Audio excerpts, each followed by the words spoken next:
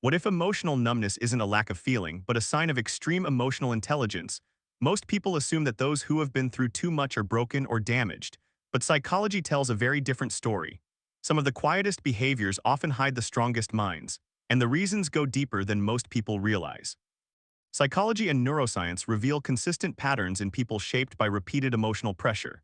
In this video, you'll discover the hidden traits, mental adaptations, and surprising strengths that emerge after enduring too much for too long. Stay until the end. The final insight reframes everything people usually misunderstand about emotional resilience.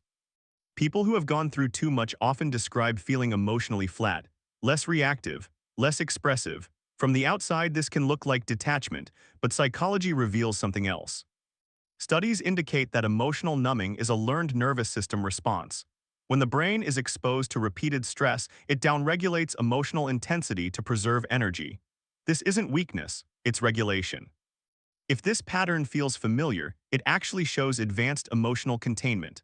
The mind learns to survive by prioritizing stability over overwhelm, like a circuit breaker preventing overload. The real misunderstanding is this: numb doesn't mean empty, it means selective. And this sets the stage for the next pattern, one that most people completely miss. Another common trait is extreme self-reliance. People who have endured too much often struggle to ask for help, even when help is available. Behavioral psychology explains this as adaptive independence. When support was inconsistent or unsafe in the past, the brain learned one rule: depend on yourself. Research shows that this creates strong internal problem-solving networks. These individuals often think faster under pressure and tolerate uncertainty better than average. If this tendency shows up, it actually signals resilience shaped by necessity. But here's what's fascinating: the same trait that builds strength can quietly isolate, and psychology has a reason for that too. People who have been through too much often replay conversations, anticipate outcomes, and mentally scan for risk. This is usually labeled as anxiety. But studies suggest it's actually predictive processing. The brain becomes highly skilled at detecting subtle changes because it had to. Neuroscience shows that repeated stress strengthens pattern recognition pathways. The mind becomes a forecasting machine. If this happens automatically, it actually reflects high situational intelligence, like a chess player thinking 3 moves ahead. The downside is mental fatigue. The upside is rare awareness, and that awareness leads directly to the next psychological shift. Many people shaped by prolonged hardship stop explaining themselves. They choose quiet over justification. Social psychology explains this through expectation fatigue. When past explanations were dismissed or misunderstood, the brain learns that silence is safer. This isn't disengagement, it's boundary intelligence. Research shows that people with strong internal boundaries speak less but communicate more precisely. If this pattern feels familiar, it actually shows emotional efficiency. Words are used intentionally, not impulsively. But here's what most people miss: this silence isn't emptiness, it's compression, and compressed minds hold depth. Dark humor, dry wit, perfect timing. These often appear in people who have endured emotional overload. Psychology reveals humor as a cognitive reframe. It allows the brain to process distress without being consumed by it. Studies show humor activates reward pathways that counteract stress hormones.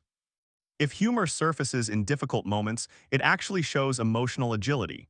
The mind learns to bend instead of break. This is why many emotionally resilient people are also quietly funny. Humor becomes a release valve. But beneath that laughter lies something deeper: an unusual sensitivity most people never notice. People who have gone through too much often sense others' emotions instantly without sharing their own.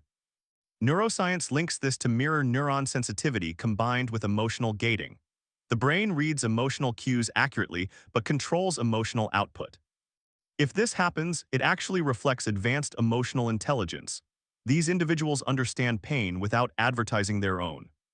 This is why others often feel seen around them, but the cost is emotional invisibility. And this invisibility leads to one of the most misunderstood traits of all. When chaos hits, these individuals often stay calm while others panic. This can be misread as not caring. Psychology suggests the opposite. Repeated exposure to high-stress situations trains the nervous system to stabilize faster. Studies show that emotional habituation reduces panic responses. The brain recognizes this has been survived before. If calmness shows up during emergencies, it actually signals emotional mastery, not coldness. But here's the twist. This calm often hides exhaustion, and that exhaustion shapes the final, most surprising pattern.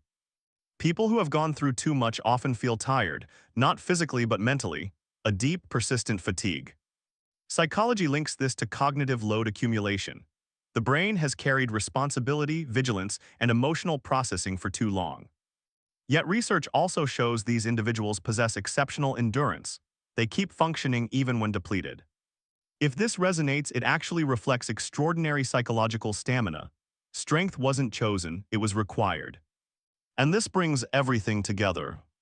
These patterns aren't flaws, they're adaptations. Psychology reveals that people who have gone through too much aren't broken, they're recalibrated.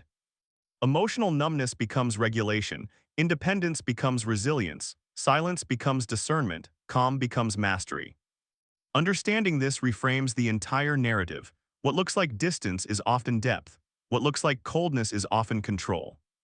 If this perspective felt validating, subscribe for weekly psychology insights that decode human behavior and emotional intelligence.